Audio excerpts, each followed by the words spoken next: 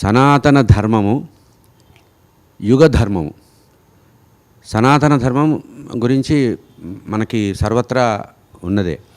అయితే ఒక్కొక్క యుగానికి ఒక్కొక్క ధర్మాన్ని మనకి వేదశాస్త్రాల్లో పురాణాల్లో చెప్పబడింది కదా. ఈ సనాతన ధర్మం, యుగ ధర్మం రెండింటినీ సమన్వయం చేసుకొని ఆధునిక కాలంలో ఆసక్తులైనటువంటి వారు ఎట్లా ముందుకు వెళ్ళాలి? ఇక్కడ ధర్మం, అదే మన యొక్క సనాతన ధర్మం అనేది ఏదైతే ఉందో ఇది మనిషికి కావాల్సినటువంటి శ్రేయో మార్గానికి, శ్రేయస్సుకి సాధనంగా ఉన్నది. ఇటువంటి ఈ సనాతన ధర్మం మరియు దీని యొక్క ఫలమైనటువంటి శ్రేయస్సు ఇది ఎప్పటికీ కూడా మారదు. ఈ ఫలం, ఈ కారణం, దీన్నే కార్యకారణ భావం అని అంటారు. ఈ కార్యకారణ భావం అనేది ఎప్పటికీ కూడా మారదు, అది ఒకేలా ఉంటుంది. అయితే ఇప్పుడు మీరు అడిగినట్టుగా ఒక్కొక్క యుగంలోనూ ఆ ధర్మానికి సంబంధించినటువంటి కొన్ని విషయాలు, కొన్ని ఆచరణలు మారుతూ ఉంటాయి. ఎందుకంటే ధర్మం అంటే ఇక్కడ ఆచరణమే ముఖ్యం.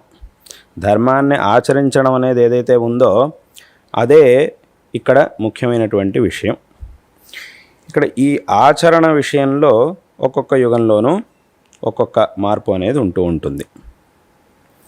ఒక యుగంలో ఒకదాన్ని ఆచరిస్తే దానివల్ల పుణ్యం వస్తుంది, అదే ఆచరణని ఇంకో యుగంలో చేస్తే తద్విరుద్ధమైనటువంటి ఫలాన్ని ఇస్తుంది అనేటటువంటిది శాస్త్రంలో చెప్పబడింది.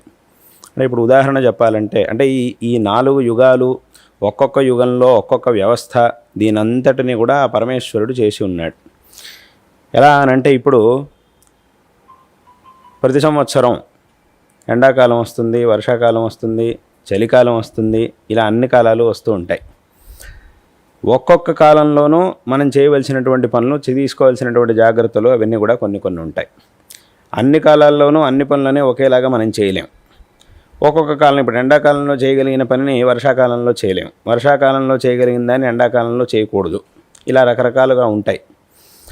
అదేవిధంగా భగవంతుడు ఈ సృష్టిని చేసి వెనకటి సృష్టిలో ఉన్నటువంటి జీవులందరూ కూడా చేసినటువంటి కర్మలు ఏవైతే ఉన్నాయో, రకరకాల కర్మలు, ప్రతి జీవుడు, ప్రతి మనిషి ఒక్కొక్క రోజు ఒక్కొక్క విధమైనటువంటి రకరకాల పనులను చేస్తూనే ఉంటాడు. దాంట్లో పుణ్యకర్మలు ఉన్నాయి, పాపకర్మలు ఉన్నాయి, సామాన్యమైనటువంటి లౌకిక కర్మలు ఉన్నాయి, అన్నీ ఉన్నాయి.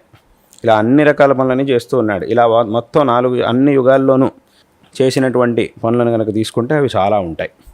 కాబట్టి ఆ క్రితం సృష్టిలో చేసినటువంటి కర్మలు ఏవైతే ఉన్నాయో వాటన్నిటి యొక్క ఫలాల్ని పెట్టుకొని భగవంతుడు మళ్ళీ ఈ సృష్టిని చేశాడు అని మనకి శాస్త్రములు చెబుతూ ఉన్నాయి. ఈ సృష్టిలో మళ్ళీ ఆ ఫలాలన్నిటినీ కూడా అందరికీ ఇవ్వాలి, ఆ కర్మల యొక్క ఫలాలన్నింటినీ కూడా అందరికీ ఇస్తూ ఉండాలి. ఇవ్వడం కోసం ఒక ఏర్పాటుని చెయ్యాలి. దానికోసం ఈ 4 యుగాలు అని భగవంతుడు ఏర్పాటు చేసి ఒక్కొక్క యుగంలోనూ ఒక్కొక్క విధమైనటువంటి కర్మఫలాల్ని అందరికీ ఇవ్వడం కోసం ఈ ఒక వ్యవస్థని చేసి ఉన్నాడు. కాబట్టి ఏమవుతుంది అంటే ఈ ఒక్కొక్క యుగానికి ఉన్నటువంటి ధర్మాలు, దానివల్ల వచ్చేటటువంటి ఫలితాలు అవన్నీ కూడా రకరకాలుగా మారుతూ ఉంటాయి. అదేవిధంగా ప్రస్తుతం ఇప్పుడు ఉన్నటువంటి కలియుగంలో చాలా ధర్మాలని, వాటన్నింటినీ కూడా కలియుగానికి సంబంధించిన వాటిని చెప్పారు. వేదంలో ఉన్నాయి, పురాణాలు, ఇతిహాసాదులు అన్నింటిలో కూడా ఆయా ధర్మాలని చెప్పారు. అయితే ముఖ్యంగా మనం చేయవలసినటువంటిది ఏమిటి అని అంటే, విశేషంగా ఈ ధర్మాచరణ అనేది చేస్తూ ఉన్నప్పుడు అసలుగా ధర్మం మనకి ఏం చెబుతోంది అని అంటే, సంపూర్ణంగా అసలు ఈ సనాతన ధర్మం, ఈ వైదిక వాంగ్మయం ఇవన్నీ కూడా మనకి ఏం చెబుతూ ఉన్నాయి అని అంటే 2 పనులు. ప్రతి మనిషి చేయవలసినటువంటివి 2 పనులు. ఈ రెండిట్లో మొట్టమొదటిది భగవద్ ఆరాధన, భగవత్ సేవ. రెండవది పరోపకారం. ఈ రెండిటినీ చెయ్యాలి అని శాస్త్రములు మనకి చెబుతున్నాయి. సంపూర్ణమైనటువంటి సనాతన ధర్మం యొక్క ఉపదేశమే ఇక్కడ ఉంటుంది, ఈ 2 విషయాల్లో ఉంటుంది. ఎన్ని గ్రంథాలు చూసినా, ఏ శాస్త్రాలు, ఏ పురాణాలు, ఏ ఇతిహాసాలు, ఏ ఉపాఖ్యానాలు ఏం తీసుకున్నా కూడా చివరిలో ఈ 2 చోట్ల, ఈ 2 విషయాల్లో ఏదో ఒకదానికే వచ్చి ఆగుతుంది. అది ఇంకెక్కడికి వెళ్ళదు, ఈ 2 విషయాలే ఉండేది. ఇంకా దాని లోపలికి వెళ్ళినప్పుడు ఈ 2 విషయాల్లోనూ ఒక్కొక్క విషయం లోపలికి వెళ్ళినప్పుడు ఇంకా రకరకాల ఆచరణలు అవన్నీ కూడా ఉంటూ ఉంటాయి. వీటన్నిటిలో మనకి ఏది ప్రమాణం అనంటే వేదములు, ఆ వేదములను అనుసరించి వచ్చినటువంటి శాస్త్రములు, ఆ శాస్త్రముల్ని ఎరిగినటువంటి శిష్టులు, మన పూర్వీకులు ఎవరైతే ఉన్నారో వారు ఆచరిస్తూ వస్తున్నటువంటి విషయాలు. ఈ మూడిటి ద్వారా ఈ యుగానికి, ఈ కాలానికి సంబంధించినటువంటి ధర్మాలు ఏమిటి, ఏ ధర్మముల్ని ఆచరిస్తూ మనం ముందుకెళ్ళాలి శ్రేయస్సు కోసం అనేటటువంటి విషయాల్ని మనం తెలుసుకోవాలి. శాస్త్రములు మనకు ఎలాగో చెబుతూనే ఉన్నాయి. అలాగే ఆ శాస్త్రముల్ని తెలుసుకున్నటువంటి వారు, మన పూర్వీకులు ఎవరైతే ఉన్నారో వాళ్ళు ఏ ఆచరణను చేస్తూ వచ్చారో దాన్ని మనం చెయ్యాలి. ఒకవేళ మనం చేస్తున్నటువంటి ఆచరణ ఏదైతే ఉందో, వెనకటి నుంచి వచ్చినటువంటి ఆచరణ ఏదైతే ఉందో అది మనకి ఇప్పుడు చేయడం సాధ్యపడక దాన్ని తగ్గించుకోవాలన్నా కూడా, అథవా వెనకటి వాళ్ళకి అవకాశం తక్కువ ఉండింది కాబట్టి, ఆ సౌకర్యాలు తక్కువ ఉన్నాయి కాబట్టి అంత చేయలేకపోయారు, కానీ ఇప్పుడు మనకి సౌకర్యాలు అవకాశం పెరిగింది కాబట్టి ఇంకా మేము ఏదైనా చెయ్యాలి అనే ఆలోచన వచ్చినా కూడా, వచ్చినటువంటి ఆచరణ అంటే అక్కడికి ఈ యుగ ధర్మాలు ఏమిటి, ఈ యుగంలో మనం ఆచరించవలసినటువంటివి ఏమిటి, ప్రత్యేకంగా ఇప్పుడు మనం ఆచరించవలసినటువంటివి ఏమిటి అనే విషయాల్ని ప్రాచీన పరంపర నుంచి ఏ పెద్దవాళ్ళు మనకు ఉపదేశించారో ఈ మార్గాన్ని, శాస్త్రములు వాట్ల ద్వారా, అలాగే ఆ శాస్త్రజ్ఞులైనటువంటి సాంప్రదాయికమైనటువంటి విద్వాంసులు, గురువులు, వారి ద్వారా మనం ఈ విషయాలన్నింటినీ కూడా తెలుసుకోవాలి. తెలుసుకొని ఇప్పుడు ఏం ఆచరణ చేయాలి, చేస్తున్న ఆచరణ ఇంకా పెంచుకోవాలన్నా కూడా, అథవా తగ్గించుకోవాలన్నా కూడా, అవకాశం లేక తగ్గించుకోవాలన్నా, అవకాశం ఉండి సామర్థ్యం ఉండి ఇంకా ఎక్కువగా చేయాలనుకున్నా కూడా వాళ్ళ యొక్క మార్గదర్శనాన్ని పొంది విశేషంగా ఆచరణ చేయాలి. ఇటువంటి విషయాల్లో అంటే శాస్త్రముల్ని మాత్రమే అవలోకన చేసి అక్కడ ఇది ఈ యుగానికి సంబంధించిందా, ఆ యుగానికి సంబంధించిందా అనే దాన్ని మనమే నిర్ణయం చేయడం కష్టం. ఎందుకు అనంటే దానికి సంబంధించినటువంటి న్యాయాలు అని అంటారు శాస్త్రంలో. విశేషంగా ఈ మీమాంసాది శాస్త్రాల్లో న్యాయ వ్యుత్పాదన అని చేస్తారు. ఈ న్యాయ వ్యుత్పాదన అంటే ఏమిటి అని అంటే ఒక విషయాన్ని ఎలా నిర్ణయం చెయ్యాలి అనేటటువంటి మార్గాన్ని చూపించడమే న్యాయ వ్యుత్పాదన అని అంటారు. న్యాయము అని అంటే ఒక విషయం సందిగ్ధంగా ఉన్నప్పుడు ఇది ఇలా చేయాలా అలా చేయాలా, కొన్ని విషయాలను చూస్తే ఇలా చేయాలి అని అనిపిస్తోంది, ఇంకా కొన్ని విషయాలను చూస్తే అలా చేయాలని అనిపిస్తోంది, ఈ గ్రంథంలో ఇలా ఉంది, ఆ గ్రంథంలో ఇలా ఉంది, దీన్ని ఎలా చేయాలి అనేటటువంటి సందిగ్ధ స్థితి ఏర్పడినప్పుడు దీన్ని ఇలాగే చెయ్యాలి, ఈ రెండు పక్షాల్లోనూ ఇదే ప్రబలమైనటువంటి పక్షం ఇలాగే చెయ్యాలి అని ఏ ఉపాయం ద్వారా మనం నిర్ణయం చేస్తామో దాన్ని శాస్త్రంలో న్యాయము అని అంటారు. ఇటువంటి న్యాయములని పెట్టుకొని ఎలా నిర్ణయించాలి, ఈ శాస్త్రానికి సంబంధించినటువంటి ధర్మానికి సంబంధించినటువంటి విషయాల్ని ఎలా నిర్ణయించాలి అనే దాన్ని విశేషంగా మీమాంసా శాస్త్రంలో చూపించారు. ఆ మీమాంసా శాస్త్రంలో చూపించినటువంటి న్యాయాలు, అలాగే వేదాంతంలో చూపించినటువంటి న్యాయాలు, వీటన్నిటి ద్వారా ఆ విషయ నిర్ణయాన్ని మనం చేయగలుగుతాం. అయితే ఇదంతా చెయ్యాలి అని అంటే ఆ న్యాయాలన్నీ కూడా చక్కగా తెలిసి ఉన్నటువంటి వారై ఉండాలి. మనకైనా తెలిసి ఉండాలి, అథవా తెలిసినటువంటి వారి దగ్గర నుంచి అయినా మనం ఆ నిర్ణయాన్ని పొందాలి. కాబట్టి ఈ విధంగా యుగానికి సంబంధించినటువంటి ఆయా విషయాలు ఏవైతే ఉంటాయో, ఇప్పుడు ఈ భగవదారాధన చేయడం, పరోపకారం చేయడం అనేది అది సర్వసామాన్యం, ఎప్పటికైనా అంతే, ఏ యుగానికైనా ఎప్పటికైనా కూడా అంతే, అది ఎప్పటికీ మారదు. దీన్ని చేయడం ద్వారా మళ్ళీ ఆ భగవదారాధన అన్నప్పుడు ముందు ఈ సగుణోపాసన ఇవన్నీ వస్తాయి, ఆ తర్వాత మళ్ళీ నిర్గుణ జ్ఞానం ఇవన్నీ కూడా దాంట్లో ఉంటాయి. పరోపకారం అనేది రకరకాలుగా ఉంటుంది, ఎప్పుడు ఎవరికి ఏం కావాలో అది మన వల్ల ఏది సాధ్యం అవుతుందో దాన్ని వాళ్ళకి అందించడం, ఇదే ఉపకారం, పరోపకారం. ఈ విషయాలు మాత్రం ఎప్పటికీ మారవు. ఆయా యుగాల్లో వచ్చేటటువంటి విషయాలు ఉన్నటువంటి ధర్మాల్ని మనం ఎలా తెలుసుకోవాలి అని అంటే ఈ విధంగా ఈ న్యాయ వ్యుత్పాదన చేయడం ద్వారా ఉన్నటువంటి సందేహాలన్నింటినీ కూడా పరిహరించి ఎవరైతే ఆ విషయాన్ని మనకి నిర్ణయం చేయగలుగుతారో, చేసి చెప్పగలుగుతారో అటువంటి వాళ్ళ దగ్గర నుంచి మనం ఆ విషయాల్ని తెలుసుకోవాలి. కాబట్టి ఇక్కడ సామాన్యంగా ఉండేటటువంటి ధర్మస్వరూపం అనేది ఒకటి ఉంటుంది. ఆయా విషయాల్లో ఆయా యుగాల్లో ఆచరించవలసినటువంటి భగవంతుడు చేసినటువంటి వ్యవస్థ, ఒక్కొక్క యుగంలో ఎలాగైతే ప్రకృతే ఒక వ్యవస్థ చేసింది మనకి, వర్షాకాలంలో అయితే ఇలా ఉండాలి, ఎండాకాలంలో అయితే ఇలా ఉండాలి, ఇలాంటి పనులను ఎండాకాలంలో చేయగలుగుతాం. తర్వాత ప్రకృతిలోనూ కూడా ఎండాకాలం అయితే మనకి ఫలాలు వస్తాయి, ఇటువంటి ఫలం మనకి లభిస్తుంది, వర్షాకాలంలో వేరేలా ఉంటుంది, చలికాలం అయితే ఒకటి వస్తుంది, ఇలా ఒక్కొక్క రకంగా ఒక్కొక్క సమయంలో ఇదంతా కూడా భగవంతుడు ఏర్పాటు చేసినట్టుగా ఇక్కడ కూడా అలాగే ఉంటుంది. కాబట్టి దీన్ని మనం ఆ శాస్త్రముల్లో చూపించినటువంటి నిర్ణయాలు ఏవైతే ఉన్నాయో, అందుకే శాస్త్రంలో ఏం చేశారు అని అంటే ఈ ధర్మానికి సంబంధించినటువంటి సందేహాలు, ఆ ప్రశ్నలు అవన్నీ కూడా ఒక్కొక్క సందర్భంలో ఒక్కొక్కలా వస్తూ ఉంటాయి. కాబట్టి ఎప్పుడు ఎలాంటి సందేహం వచ్చినా కూడా దాన్ని నిర్ణయించడానికి కావాల్సినటువంటి ఉపాయాలని శాస్త్రంలో చూపించారు. ఆ ఉపాయాలను పెట్టుకొని మనం ఆయా సందర్భంలో వచ్చినటువంటి ఏ సందర్భానికైనా ఆ ఉపాయాలు పనికొస్తాయి. వాటన్నిటిని కూడా ఈ మీమాంసా శాస్త్రం వీటన్నిటిలోనూ వాటిని చూపించారు. వాటిని పెట్టుకొని మనం ఆయా సందర్భాల్లో ఎలా చేయాలని దాన్ని నిర్ణయం చేసి ఎవరైతే ఆ శాస్త్రజ్ఞులు అయి ఉన్నారో గురువులు విద్వాంసులు వాళ్ళ ద్వారా మనం దాని యొక్క నిర్ణయాన్ని చేసుకోవాలి.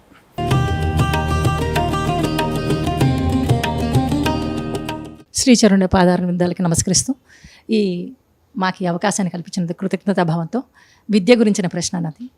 అంటే విద్య అనుకుంటే మనం లౌకికమైన ఉద్యోగపరంగా నేర్చుకునే అక్షరాస్యతతో కూడిన విద్యని, సాంకేతిక పరంగా కూడిన విద్యని, ఇప్పుడు కృత్రిమ మేధస్సు, ఇంకా సామాజిక మాధ్యమాల ద్వారా తెలుసుకునే విషయ సంగ్రహాన్ని మనం విద్య అని ఒక అవస్థలో ఉన్నాం. ఈ అవస్థ సందిగ్ధ అవస్థకు ఎలా ఉందంటే మన గురించి మనం తెలుసుకునేందుకు దాన్ని సనాతన ధర్మంతో ఎలా అన్వయించాలో తెలియకుండా ఉంది మాకు. అంటే విద్యని మన శ్రేయస్సు కోసం ఎలా వినియోగించుకోవాలి అంటే ఇక్కడ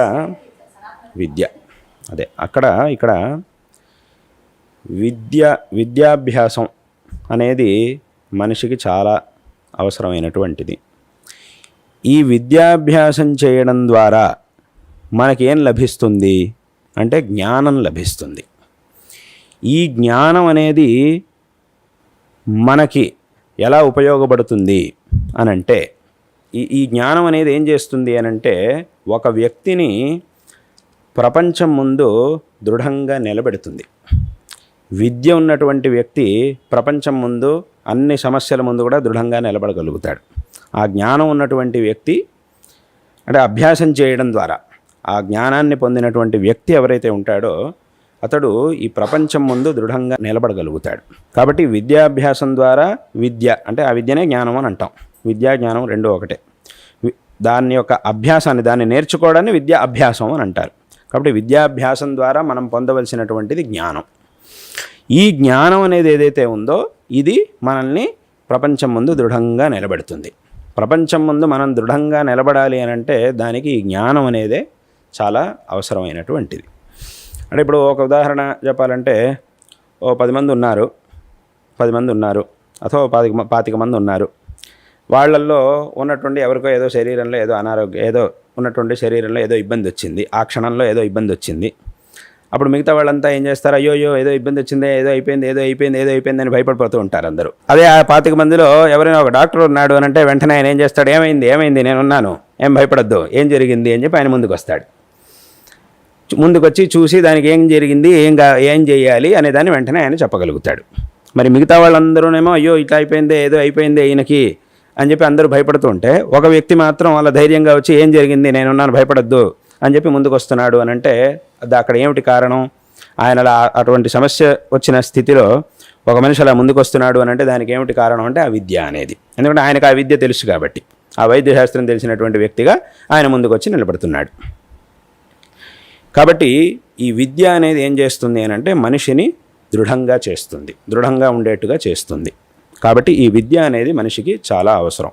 ఇప్పుడు మనిషికి సంపదలు, ఐశ్వర్యం కావాలి, అధికారం, ఇవన్నీ కూడా కావాల్సిందే.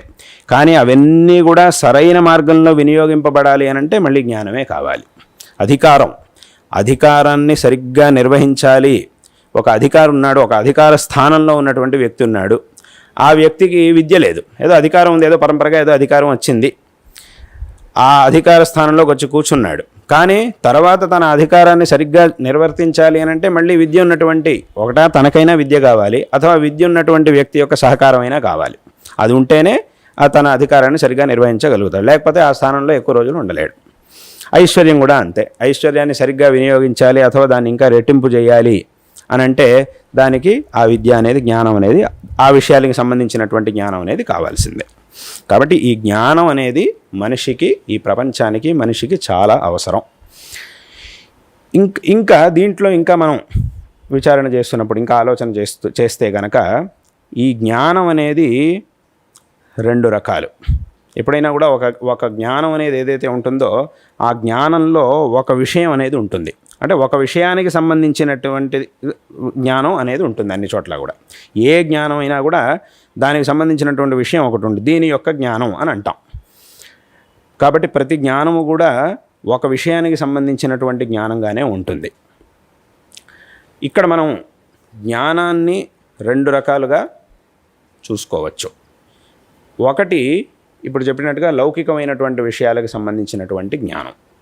ఈ లౌకికమైనటువంటి విషయాలకు సంబంధించినటువంటి జ్ఞానం అనేది ఏదైతే ఉంటుందో అది ఇందాక చెప్పినట్టుగా ఈ లోకంలో మనం ఎటువంటి సమస్యలు వచ్చినా ఏమొచ్చినా కూడా మనల్ని దృఢంగా నిలబెడుతుంది. ఈ లోకానికి సంబంధించినటువంటి విషయాలన్నింటిలో కూడా మనం సరిగ్గా ఆయా పనులన్నీ చక్కగా చేస్తూ మనం బాగుండడానికి, మన జీవితం చక్కగా సాగడానికి, మన వల్ల నలుగురు ఉపయోగపడడానికి అది ఉపయోగపడుతుంది ఈ జ్ఞానం అనేది. అయితే దీని ప్రయోజనం ఎంతవరకు మనకి లభిస్తుంది అని అంటే ఎప్పటివరకైతే మనం ఈ శరీరంలో ఉంటామో అప్పటి వరకు మాత్రమే దీని ఫలం మనకి లభిస్తుంది. ఎందుకంటే ఇప్పుడు ఒక ఇందాక చెప్పినట్టు ఒక డాక్టర్ ఉన్నాడు. ఆయన ఎప్పటి వరకు డాక్టరు, ఈ జన్మలో ఈ శరీరంలో ఉన్నంత వరకు మాత్రం ఆయన డాక్టర్గా ఉంటాడు. ఈ శరీరం అయిపోయింది, మళ్ళీ ఇంకో జన్మ వచ్చింది. కిందటి జన్మలో చదువుకున్న విద్య, కిందటి జన్మలో ఆయన ఎంబీబీఎస్ చేస్తే ఈ జన్మలో ఆయన వైద్యం చేయలేడు. అది కిందటి జన్మకే అది అయిపోయింది. కాబట్టి ఈ లౌకికమైనటువంటి విషయాలకు సంబంధించిన జ్ఞానం అనేది ఏదైతే ఉంటుందో అది మనం ఈ శరీరంలో ఉన్నంతవరకు, ఈ లోకంలో ఉన్నంత వరకు అది మనకు ఉపయోగపడుతుంది. అందులో సందేహం లేదు, తప్పకుండా మనకు ఉపయోగపడుతుంది. అంటే మనం ఈ జీవితాన్ని సాగించడానికి, అలాగే మన వల్ల నలుగురు బాగుపడడానికి దానికి ఉపయోగపడుతుంది. ఇది లౌకికమైనటువంటి జ్ఞానం, అది పరిమితమైనటువంటిది. ఇంకా రెండో జ్ఞానం అనేది ఏదైతే ఉందో ఆ జ్ఞానం ఎటువంటిది అని అంటే, ఇప్పుడు మనకి మనుష్య జన్మ అనేది లభించింది. ఈ జన్మ లభించిన తర్వాత మనం ఏం చేస్తున్నాము అని అంటే చదువుకొని మొట్టమొదట మనకు కావాల్సినటువంటి సామాన్యమైనటువంటి విద్యని పొంది ఆ తర్వాత ఇంకా విశేషంగా నేను డాక్టర్ అవ్వాలి, అథవా ఇంజనీర్ అవ్వాలి, ఇంకేదో పోలీస్ అవ్వాలి అని చెప్పి మనం తర్వాత ఆలోచించి ఇలా చేస్తే నేను జీవితంలో బాగుపడతాను, నాకు బాగుంటుంది జీవితంలో, అలాగే వేరే వాళ్ళు కూడా నేను ఏదైనా చేయొచ్చు అనేటటువంటి ఆలోచనతో తర్వాత మనం అవన్నీ చదువుతున్నారు. అందరూ కూడా అవన్నీ చదువుతున్నారు. కాబట్టి అక్కడికి ఏమైంది అంటే, ఇలా ఉంటే కనుక నా జీవితంలో నేను చక్కగా హాయిగా ఉండగలుగుతాను, దీని ద్వారా సంపాదన జరుగుతుంది, హాయిగా ఉండగలుగుతాను అని అనుకుంటూ ఆయా విద్యల్ని చదువుతున్నారు. అంటే అక్కడికి ఏమైంది అంటే, ఈ లౌకికమైనటువంటి విద్యల వల్ల ఈ జీవితాన్ని సాగించడానికి కావలసినటువంటి సంపత్తు ఇత్యాదులన్నీ కూడా మనకి లభిస్తాయి. కానీ ఇక్కడ మనం ఇంతవరకు మాత్రమే ఆలోచిస్తే సరిపోదు. ఇది జన్మ మనకు వచ్చింది కాబట్టి దీన్ని ఎలా నడిపించాలి అనే ఆలోచనలో పడి ఇలా కనుక నేను ఛాయిగా చదువుకుంటే దానివల్ల నాకు చాలా ఉపయోగపడుతుంది, జీవితంలో నేను సుఖంగా ఉండగలుగుతాను, కాబట్టి చదువుకోవాలి అని తర్వాత మనం చదువుకుంటున్నాం. కానీ మనం ఆలోచన ఎక్కడి నుంచి మొదలెట్టాలి అని అంటే, అసలు ఈ జన్మ అనేది ఎందుకు వచ్చింది? ఎందుకంటే ఈ జన్మ అనేది అంత సుఖంగా ఏం లేదు కదా, ఎవరి జీవితం అంత సుఖంగా సాగదు కదా ప్రపంచంలో. పుట్టినప్పటి నుంచి చివరి వరకు మధ్యలో ఎన్నో రకాల కష్టాలను చూస్తున్నాను. అక్కడక్కడ ఏదో సుఖం వచ్చి కానీ దుఃఖమే ఎక్కువగా ఉండేది. కాబట్టి ఇటువంటి దుఃఖమయమైనటువంటి ఈ జన్మ అనేది ఏదైతే ఉందో ఇది అసలు ఎందుకు వచ్చింది? దీని నుంచి మనం ఎలా బయటపడాలి? దీని నుంచి బయటపడడానికి ఏదైనా ఒక మార్గం ఉందా అసలు, అథవా ఇది ఇంతేనా? దీని నుంచి బయటపడడానికి ఏదైనా ఒక మార్గం ఉందా, ఒక ఉపాయం దీనికోసం ఏదైనా ఉందా అని అంటే, దీన్ని ఎలా సార్థకపరుచుకోవాలి అని అంటే ఈ రకంగా కూడా మనం ఆలోచించాలి. ఇలా మనం ఆలోచించినప్పుడు దీని నుంచి బయటపడడానికి ఒక మార్గం ఉంది, ఖచ్చితంగా ఉండనే ఉంది. అది ఏమిటి? ఆ మార్గం ఏమిటి అని అంటే, ఈ జన్మ అనేది రావడానికి అసలు కారణం ఏమిటి అనేదాన్ని మనం విచారించినప్పుడు దీనికి ఒక కారణం ఉంది. ఆ కారణాన్ని గనక మనం నివారించగలిగితే ఈ జన్మలో వచ్చేటటువంటి దుఃఖాలు వీటన్నిటిని కూడా మనం నివారించుకోగలుగుతాం. అదేమిటి? ఈ సంసారం రావడానికి కారణం ఏమిటి అని అంటే, దాన్నే శాస్త్రముల్లో అజ్ఞానము అని చెప్పారు. అజ్ఞానము, అవిద్య ఇత్యాది రకరకాల శబ్దాలతో దాన్ని చెప్పారు. ఈ అవిద్య అంటే ఏమిటి? అజ్ఞానం పోవాలి అని అంటే ఆ అజ్ఞానాన్ని కనుక మనం నివారించుకుంటే అజ్ఞానం ద్వారా వచ్చినటువంటి సంసారాన్ని కూడా మనం నివారించుకోగలుగుతాం. సంసారము, దుఃఖం వీటన్నింటినీ కూడా మనం నివారించుకోగలుగుతాం. ఆ అజ్ఞానాన్ని ఎలా నివారించుకోవాలి అనంటే, అజ్ఞానాన్ని నివారించుకోవడానికి ఉన్నటువంటి ఒకే ఒక ఉపాయం ఈ ప్రపంచంలో ఏమిటి అనంటే జ్ఞానం. ఇప్పుడు అంధకారాన్ని నివారించాలి అనంటే ఉన్నటువంటి ఒకే ఒక మార్గం ఏమిటి? ప్రకాశం, వెలుగు. ఆ వెలుగు అనేది ఉంటేనే అది కాకుండా ఇంకేం చేసినా కూడా అంధకారం పోదు. అదేవిధంగా అజ్ఞానం నుంచి ఈ సంసారం ఇదంతా కూడా ఏర్పడింది కాబట్టి ఈ అజ్ఞానం అనేది పోవాలి అనంటే దానికి ఉన్నటువంటి ఏకమాత్రమైనటువంటి మార్గం అంటే జ్ఞానం. ఆ జ్ఞానం ద్వారా ఏం జరుగుతోంది అని అంటే, ఈ అజ్ఞానం పోయి దీని ద్వారా వచ్చినటువంటి సంసారం అంతా కూడా పోయి దాని ద్వారా మనకి ఈ దుఃఖాలన్నీ కూడా నివారణ అవుతూ ఉన్నాయి. కాబట్టి అటువంటి జ్ఞానం ఒకటి ఉంది. ఇది లౌకికమైనటువంటి జ్ఞానం కాకుండా ఆ జ్ఞానం అనేది ఒకటి ఉంది. నిజంగా అటువంటి జ్ఞానాన్ని మనం పొందినప్పుడు మన జీవితం అనేది సార్థకం అవుతుంది. ఆ జ్ఞానాన్ని పొంది తద్వారా మనం ఏ ఫలితాన్ని అయితే పొందుతామో దాన్నే శాస్త్రంలో మోక్షము అని అన్నారు. ఎందుకు అనంటే మోక్షం అనంటే ఏమిటి? ఇంకా మళ్ళీ మనకి దుఃఖముల సంబంధం అనేది రాదు, అలాగే శాశ్వతమైనటువంటి ఉత్కృష్టమైనటువంటి సుఖం అనేది మనకి లభిస్తుంది. దాన్నే మోక్షము అని అంటే. ఈ సంసారం మోక్షం అంటే ఏమిటి? ముక్తి అంటే విడుదల. దేని నుంచి విడుదల అనంటే మనం అనుభవిస్తున్నటువంటి సాంసారికమైనటువంటి దుఃఖాల నుంచి విడుదల. ఈ సాంసారికమైనటువంటి దుఃఖాలన్నిటి నుంచి కూడా విడుదలని పొంది శాశ్వతమైనటువంటి సుఖాన్ని పొందడం అనేది ఏదైతే ఉందో దాన్నే మోక్షము అని అంటారు. అటువంటి మోక్షం కనుక మనకి రావాలి అని అంటే వీటి నుంచి మనం బయటపడాలి. వీటి నుంచి బయటపడాలి అని అంటే అది జ్ఞానం ద్వారా సాధ్యం అవుతుంది. కాబట్టి ఆ జ్ఞానం అనేది ఒకటి ఉంది. కాబట్టి ఈ జ్ఞానం అనేది రెండు రకాలుగా ఉంది. లౌకికమైనటువంటి జ్ఞానం, ఈ శాస్త్రంలో చెప్పబడినటువంటి ఆ తత్వజ్ఞానం అనేది ఈ విధంగా రెండు రకాలుగా ఉంది జ్ఞానం.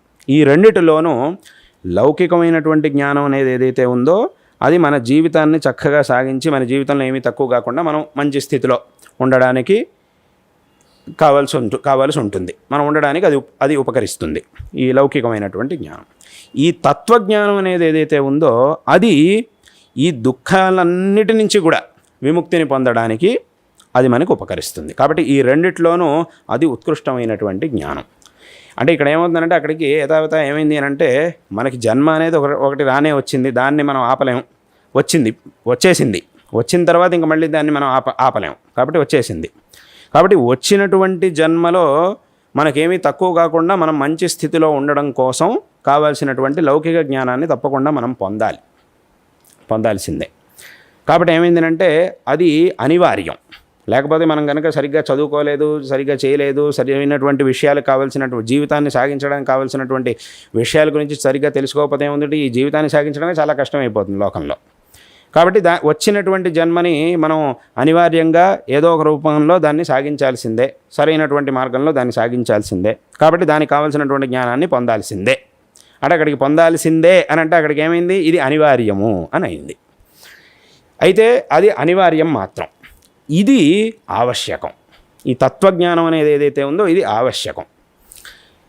ఎందుకంటే ఇందాక చెప్పినట్టుగా దీని యొక్క చింతనని మనం అక్కడి నుంచి మొదలెట్టాలి. అసలు ఈ జన్మ అనేది ఎందుకు వచ్చింది, అసలు దీని నుంచి బయటపడడానికి ఏమిటి ఉపాయం అనేదాన్ని మనం ఆలోచించాలి. అలా ఆలోచించినప్పుడు ఏమవుతుంది అని అంటే ఆ జ్ఞానం ద్వారా సంపూర్ణంగా ఈ సంసారం నుంచే మనం బయటపడగలుగుతాం. కాబట్టి అది ఉత్తమమైనటువంటి, దీనికంటే కూడా ఉత్కృష్టమైనటువంటి జ్ఞానం.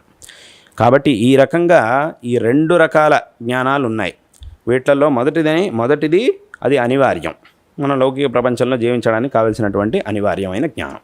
రెండవది మనకి అవసరమైనటువంటి జ్ఞానం, ఆవశ్యకమైనటువంటి జ్ఞానం. దాన్నే తత్వజ్ఞానం అని శాస్త్రంలో అన్నారు. దీని గురించే మన ఉపనిషత్తుల్లోనూ భగవద్గీత మొదలైనటువంటి గ్రంథాలన్నింటిలో కూడా విశేషంగా చెప్పబడింది. దీన్నే శంకర భగవత్పాదాచార్యులు వారు, అందుకే ఆ పరమేశ్వరుడు శంకరాచార్యుల వారి రూపంలో అవతరించింది. భగవంతుడు ఒక్కొక్క యుగంలోనూ ఒక్కొక్క సందర్భానికి కావాల్సినట్టుగా ఒక శరీరాన్ని ధరించి మన ముందుకు వస్తాడు. ఆయా సందర్భాల్లో ధర్మోద్ధారం చేయడానికి కావాల్సినటువంటి మార్గాల్లో కావలసినటువంటి రూపాన్ని ధరించి మన ముందుకు వస్తాడు. ఈ విధంగా ఈ కలియుగంలో మాత్రం భగవంతుడు శంకరాచార్యుల వారి రూపంలో వచ్చాడు. అంటే ఏమిటి? జగద్గురువు యొక్క రూపంలో వచ్చాడు. ఎందుకు అనంటే ఇప్పుడు సంహరించాల్సింది రాక్షసుల్ని కాదు, ఇప్పుడు ఎవరిని వ్యక్తుల్ని సంహరించాల్సిన అవసరం లేదు. ఇప్పుడు మనిషిలో ఉన్నటువంటి అజ్ఞానాన్ని పోగొట్టాలి. అజ్ఞానాన్ని పోగొట్టాలంటే జ్ఞానం ద్వారా అజ్ఞానం పోతుంది. జ్ఞానాన్ని ఇచ్చేటటువంటి వ్యక్తి ఎవరు అంటే గురువు. కాబట్టి గురువు యొక్క రూపంలో, అంటే అందులోనూ సమస్త జగత్తుకి కావాల్సినటువంటి జ్ఞానాన్ని ఇవ్వాలి కాబట్టి జగద్గురువులు అని మన శంకరులను అంటున్నాం. ఆ రూపంలో భగవంతుడు అవతరించాడు. కాబట్టి ఈ జ్ఞానం అనేది మనిషికి చాలా అవసరమైనటువంటిది. అది ఏ రకంగా చూసుకున్నా కూడా, లౌకికంగా చూసుకున్నా కూడా, ఈ తాత్వికంగా చూసుకున్నా కూడా, రెండు రకాల జ్ఞానాలు మనిషికి చాలా అవసరం. అయితే ఈ రెండిట్లోనూ లౌకికమైనటువంటిది అనివార్యం కాబట్టి అది ఎంత కావాలో అంత తీసుకొని తాత్వికమైనటువంటి జ్ఞానం ఏదైతే ఉందో దాని మీద మనం పరిపూర్ణంగా దృష్టి పెట్టాలి. ఎందుకంటే మనకి అనివార్యమైనటువంటి పనులు ఏవి ఉంటాయో అవి ఎంతవరకు కావాలో అంత చేస్తే సరిపోతుంది. కానీ ఆవశ్యకమైనటువంటిది ఏదైతే ఉంటుందో దాన్ని పరిపూర్ణంగా చేయాలి. దాన్ని సగం చేసి వదిలిపెట్టేస్తే కుదరదు. కాబట్టి దాన్ని పరిపూర్ణంగా చేయాలి.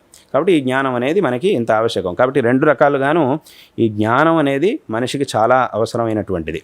అది ఇక్కడ ఇంకా చివరిగా ఒక విషయం ఏమిటి అని అంటే, ఇక్కడ లౌకికమైనటువంటి విషయాల జ్ఞానం వేరు, తాత్వికమైనటువంటి తత్వజ్ఞానం వేరు. దాని మార్గమే వేరు, దీని మార్గమే వేరు. దీన్ని కలపడం అనేది సాధ్యం కాదు. ఎక్కడైనా ఒకటి రెండు విషయాల్లో కలపడానికి సాధ్యం అవుతుందంటే, ఎక్కడ కలపడానికి అవకాశం ఉందో అక్కడ కావాలంటే కలపచ్చు రెండింటిని. కానీ దాని మార్గమే వేరు, దీని మార్గమే వేరు. కాబట్టి అక్కడికి ఏమైందంటే చాలామంది ఏం చేస్తుంటారంటే ఏదో బాగా కష్టపడి ఈ రెండింటిని ఏదో కలపాలి, ఏదో సమన్వయం చేయాలి అని ప్రయత్నిస్తుంటారు. కానీ నా ప్రకారం అది అనవసరం. ఆ సమన్వయం చేయక్కర్లేదు, చేయాల్సిన అవసరం లేదు. ఎక్కడ సమన్వయం కుదిరిందో దానంతట తానే కుదిరింది అని అంటే పర్వాలేదు, దాన్ని తీసుకోవచ్చు, దాన్ని వదలాల్సిన పని లేదు. కానీ అలాగని ఏదో కష్టపడి కావాలని రెండింటిని కూడా ఏదో సమన్వయం చేస్తాము అని అంటే అది అనవసరం. ఎందుకంటే దాని మార్గమే వేరు, దీని మార్గం, శాస్త్రములు మనకి ఇస్తున్నటువంటి జ్ఞానమే వేరు, ఈ లౌకికమైనటువంటి విషయాలు, లౌకిక విద్యలు మనకి ఇస్తున్నటువంటి జ్ఞానమే వేరు. దీని మార్గం దీని ప్రయోజనం వేరు, దాని మార్గం దాని ప్రయోజనం వేరు. ఎక్కడ కలుస్తాయో అక్కడ కలుపుకోవచ్చు, ఎక్కడ కలవో అక్కడ ఏదో ప్రయత్నం చేయాలి, ఈ రెండింటిని కలిపితేనే దీనికి ఏదో విలువ వస్తుంది, అలా ఏమీ లేదు. అంటే చాలామంది ఏం చేస్తూ ఉంటారంటే శాస్త్రంలో చెప్పినటువంటి జ్ఞానానికి ఏదో మీరేదో లౌకికంగా ఏదో దానికి ఏదో కారణం చూపించాలి, హేతువు చూపించాలి, చూపిస్తేనే అది సరి అవుతుంది అని చాలామంది అనుకుంటూ ఉంటారు. కానీ అది అవసరం లేదు, అలా చేయాల్సినటువంటి అవసరం లేదు. దాని మార్గం దానిది, దీని మార్గం దీనిది.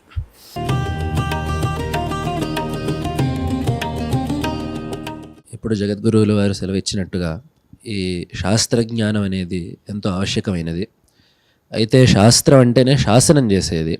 ఈ కాలంలో యువతకి వేరే వాళ్ళ యొక్క శాసనాన్ని స్వీకరించాల్సిన అవసరం ఏముంది, నాకు వాళ్ళకి సంబంధం ఉంటేనే స్వీకరించాలి, ఎప్పుడో ఎవరో చేసిన దానికి నేను తలెందుకు వంచాలి అని ఒక పక్క నుండి, మరొక పక్క నుండి లౌకిక జీవనంలో ఈ శాస్త్రం మనకు ఎలా అయితే జీవించమని చెప్తోందో దాని యొక్క అవసరం ఏముంది.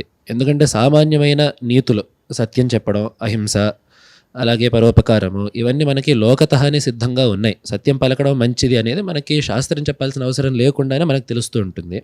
వేరే వాళ్ళని బాధ పెట్టడం తప్పు అనేది శాస్త్రం లేకుండానే మనకి తెలుస్తూ ఉంటుంది. ఇట్లాంటి లౌకికమైన నీతులు మనకి శాస్త్రం లేకుండానే తెలుస్తున్నప్పుడు అనే ఆలోచన వాళ్ళకుంది. ఇట్లాంటి లౌకిక నీతులకి శాస్త్రం యొక్క అవసరం లేదు.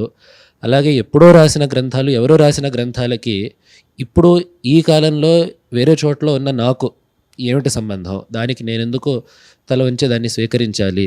కాబట్టి శాస్త్రం యొక్క ప్రయోజనం ఇప్పుడు ఏమిటి, నైతిక విలువలు ఉండే కాలంలో శాస్త్రం యొక్క ప్రయోజనం ఏమిటి, ఎప్పుడో ఉన్న శాస్త్రాలకి ఈ కాలంలో ఉండే సంబంధం ఏమిటి అని యువత పక్షం నుండి. అంటే ఈ అహింస, పరోపకారం ఇవన్నీ కూడా లోకం నుంచే సిద్ధమవుతున్నాయి. ఈ నీతులన్నీ కూడా లోకసిద్ధంగా ఉన్నాయి అని అంటే మరి ఎందుకు అందరూ లోకంలో పరోపకారం అందరూ ఎందుకు చేయట్లేదు, అహింసను అందరూ ఎందుకు చేయట్లేదు? ఇవన్నీ కూడా లోకంతో సిద్ధమైనా మాకు శాస్త్రం నుంచి చెప్పాల్సినటువంటి అవసరం లేదు అని అన్నా కూడా మరి లోకతః ఇవి సిద్ధమైనాయి అని అంటే అప్పుడు ఈ లోకంలో ఉండేటటువంటి వాళ్ళందరూ కూడా అలాగే చెయ్యాలి. అంటే అహింసగా ఉండాలి, ఇంకా చెప్పినట్టుగా వేరే వేరే ఏ గుణాలు లోకంతో సిద్ధమవుతున్నాయో అలాగే ఉండాలి. కానీ అలా ఉండట్లేదు లోకంలో. అయితే ఇవి లోకతః సిద్ధమైనా కూడా మళ్ళీ శాస్త్రం మనకి చెప్పాలి. శాస్త్రం ఎందుకు చెప్పాలి అని అంటే, శాస్త్రం అనేది ఇప్పుడు అడిగిన ప్రశ్నలో ఉన్నట్టుగా శాస్త్రం అనేది మనల్ని శాసిస్తుంది. ఒక శాసనాన్ని విన్నప్పుడు మనిషి యొక్క ప్రవృత్తి ఎలా ఉంటుందో మామూలుగా ఒక విషయాన్ని తెలుసుకున్నప్పుడు అలా ఉండదు. ఏదైనా ఒక విషయం వీడికి తెలుసు, కొన్నిసార్లు లోకంలో ఇలా చేస్తే మంచిది అని తెలుసు వీడికి, కానీ చేయడానికి ఏదో వాడిలో ఉన్నటువంటి సోమరితనం, వాడిని ఆ బద్ధకంతో చేయకుండా అలాగే ఉంటాడు. ఇదే పనిని ఒక పెద్ద వ్యక్తి వచ్చి నువ్వు ఇలా చెయ్యాలి అని చెప్పాడు అనుకోండి, వెంటనే వాడు చేస్తాడు. అంటే వీడికి తెలుసు ఆయన ఏ పని చేయమని చెప్పాడో, ఒక అధికారి ఏం పని చేయమని చెప్పాడో అలా చెయ్యాలి అని ముందే తెలుసు వీడికి. కానీ ఏం చేస్తున్నాడు, చెప్పిన తర్వాత ఎలాగైతే వెంటనే ఆ పనిని చేస్తున్నాడో అలాగా చెప్పడం కంటే ముందు చేయట్లేదు, తెలిసినా కూడా చేయట్లేదు. ఏదో రకంగా ఈ తర్వాత చేద్దాంలే, రేపు చేద్దాంలే, ఎల్లుండి చేద్దాంలే అని చెప్పి దాన్ని అలాగే ముందుకు నెట్టుతూ ఉంటాడు. కాబట్టి అక్కడికి ఏమైందంటే ఆ శాసనానికి ఒక బలం అనేది ఉంటుంది. శాసనం అనేది ఏదైతే ఉందో అది మనిషిని ఒక కార్యంలో ప్రవర్తింపజేస్తుంది. ఆ శక్తి శాసనానికి ఉంటుంది. కాబట్టి ఫలానా విషయాన్ని శాస్త్రం మనకి చెప్పింది అని అన్నప్పుడు అప్పుడు మన యొక్క ప్రవృత్తి అనేది వెంటనే దాంట్లో కలుగుతుంది, మనం వెంటనే ఆ పనిని చేయడానికి వెళ్తాం. అయితే ఇక్కడ ఒక విషయం, మళ్ళీ ఇక్కడ ఇంకో ప్రశ్న వస్తుంది. అలాగైతే సరే, ఇప్పుడు లోకతః సిద్ధమైంది కాబట్టి దాన్ని అందరూ లోకతః సిద్ధమైతే దాన్ని అందరూ ఎందుకు చేయట్లేదు అనే ప్రశ్న వచ్చింది. అయితే అది లోకతః సిద్ధమైతే సరిపోదు, శాస్త్రములు చెప్పాలి అని చెప్పడం జరిగింది. అదే శాస్త్రములు చెప్పాలని, అలాగైతే మరి శాస్త్రములు చెబుతున్నాయి, మరి శాస్త్రములు చెప్పినా కూడా అందరూ ఎందుకు ఆచరణ చేయట్లేదు? మళ్ళీ అక్కడ మనకి ఈ ప్రశ్న రానే వస్తుంది.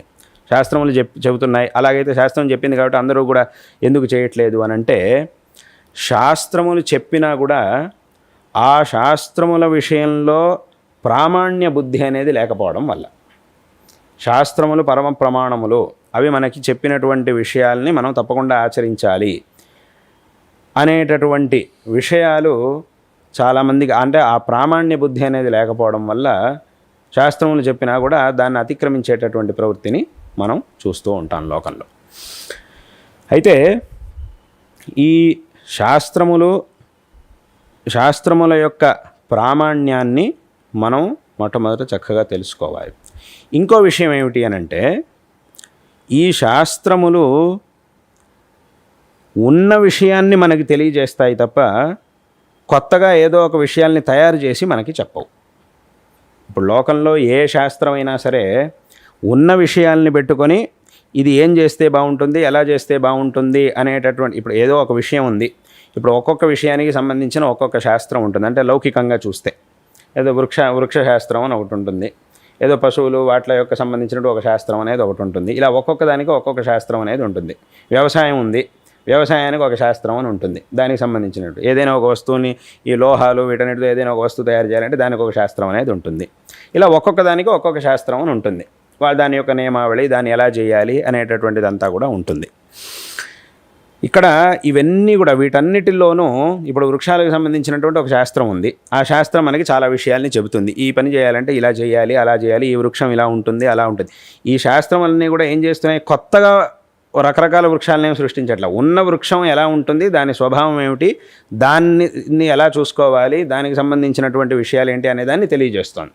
అంటే ఆ ఈశ్వర సృష్టిలో ఉన్నటువంటి విషయాలు ఏవైతే ఉన్నాయో వాట్ల మీద పరిశోధనలు చేసి, అంటే ఉన్న విషయం మీద పరిశోధన చేసి దాన్ని బాగా చక్కగా తెలుసుకొని దాన్నే వ్యక్తులు గ్రంథాల రూపంలో రాశారు. కాబట్టి ఏమైంది అని అంటే, అక్కడ ఉన్నటువంటి విషయాల్ని ఇది మనకి చెబుతోంది. అదేవిధంగా ఆయా వృక్షాలను మనం ఇలా చేస్తే ఇంకా ఇలా ఒక విశేషం వస్తుంది, అలా చేస్తే ఇంకా ఒక విశేషం ఉంటుంది అవన్నీ కూడా వీళ్ళు సృష్టించింది కాదు. అక్కడ దానికి ఆ శక్తి అనేది ఉంటేనే, ఆ విషయంలో ఆయా వృక్షాలకి ఆయా శక్తి అనేది ఉన్నప్పుడే ఈ శాస్త్రం చెప్పేవన్నీ కూడా అక్కడ పనిచేస్తాయి. ఏదో కొత్తగా ఏదో చేయడం అనేది సాధ్యం కాదు. కాబట్టి అక్కడికి ఏమైంది, అందుకే దీని గురించి శాస్త్రంలో శంకరాచార్యుల వారు ఒక మాట చెప్పారు, జ్ఞాపకం హి శాస్త్రం న కారకం అని అన్నారు. శాస్త్రం ఏం చేస్తుంది అని అంటే ఉన్నటువంటి విషయాల్ని మనకు తెలియజేస్తుంది. అంటే ఏది సరైనటువంటి మార్గం, మనం ఎలా ఉండాలి, ఎలా ఉంటే మనకి మంచిది, మనం అనుకున్నటువంటి శ్రేయస్సు మనకి తెలుస్తుంది, మనకి లభిస్తుంది అనే విషయాన్ని శాస్త్రం మనకి తెలియజేస్తుందే తప్ప శాస్త్రం కొత్తగా ఒక మార్గాన్ని సృష్టించి ఈ మార్గంలో వెళితే నీకు శ్రేయస్సు అని ఇప్పుడు చెప్పదు. ఉన్న మార్గం ఏదో దాన్ని శాస్త్రం చూపిస్తుంది. అందుకే దీన్ని జ్ఞాపకం అంటే మనకి తెలియజేసేది అని అర్థం. అంటే ఉన్న విషయాన్ని శాస్త్రం మనకి తెలియజేస్తుంది. కాబట్టి అక్కడికి ఏమైంది అంటే, ఇప్పుడు నాకు శాస్త్రంతో పని లేదు, అవి చెప్పింది నేను ఎందుకు చెయ్యాలి అని అన్నా కూడా అనే వ్యక్తులు ఎవరైతే ఉన్నారో వాళ్ళు కూడా తమ జీవితంలో ఏం కోరుకుంటున్నారు, శ్రేయస్సుని పొందాలి, పరిపూర్ణమైనటువంటి శ్రేయస్సుని పొందాలి.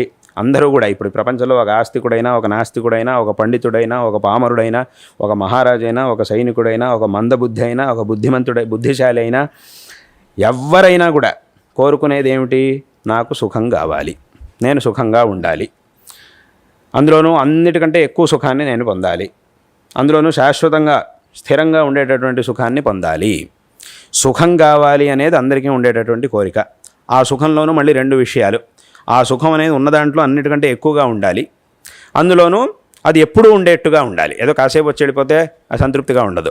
ఎప్పుడూ ఉండేటటువంటి సుఖం నాకు కావాలి, స్థిరమైనటువంటి సుఖం, శాశ్వతమైనటువంటి సుఖం కావాలి. ఇది అందరికీ ఉన్నటువంటి కోరిక. ఒక ఆస్తిక శాస్త్రములు నమ్మేవాడైనా నమ్మని వాడైనా ఎవరైనా కూడా అందరికీ ఉండేటటువంటి కోరిక. మరి ఇటువంటి కోరిక అందరికీ ఉన్నా కూడా మరి ఆ ఫలం మాత్రం ఎందుకు లభించట్లేదు? ఫలం మాత్రం అనుకున్నట్టుగా లభించట్లేదు. దుఃఖం వద్దు అన్నా కూడా అది ఆగట్లేదు, సుఖం కావాలి అన్నా కూడా అది లభించట్లేదు. కాబట్టి అక్కడికి ఏమైంది అంటే, ఎవరైతే మాకు శాస్త్రంతో పని లేదు, శాస్త్రాన్ని మేము ఎందుకు అనుసరించాలి అనేటటువంటి వాళ్ళు ఎవరైతే ఉన్నారో వాళ్ళకు కూడా ఈ కోరిక అనేది ఉంటుంది ఖచ్చితంగా. మనిషి అంటేనే ఈ కోరిక అనేది ఉంటుంది తప్పకుండా. ఈ కోరిక ఉన్నా కూడా వాళ్ళకి కావాల్సినటువంటి ఫలం మాత్రం వాళ్ళకి లభించట్లేదు. అంటే అక్కడికి ఏమైంది అని అంటే, వాళ్ళు అనుకున్నటువంటి ఫలాన్ని పొందడానికి ఒక మార్గం కావాలి. అది వాళ్ళు అనుకున్నటువంటి మార్గం సరిపోదు. వాళ్ళు ఏదైతే అనుకుంటున్నారో నేను ఇలా ఉండిపోతే చాలు కదా, శాస్త్రాలు మాకెందుకు అని ఎవరైతే అనుకుంటున్నారో అలా ఉన్న వాళ్ళకి ఆ ఫలం అనేది లభించట్లేదు. ఎందుకు లభించట్లేదు అని అంటే, ఫలాన్ని మనం పొందాలి అని అంటే దానికి కావాల్సినటువంటి మార్గంలో మనం వెళ్ళాలి, దానికి కావాల్సినటువంటి పనిని మనం చెయ్యాలి. ఆ పనిని చెయ్యాలి అని అంటే ఈ ఫలాన్ని పొందడానికి నేను ఏ పని చెయ్యాలి అనే విషయం మనకు తెలియాలి. ఆ విషయాన్ని మనం ఎలా తెలుసుకోవాలి? ఆ విషయాన్ని మనకు తెలియజేయడానికే శాస్త్రములు వచ్చాయి. శాస్త్రములు చేస్తున్న పని అది.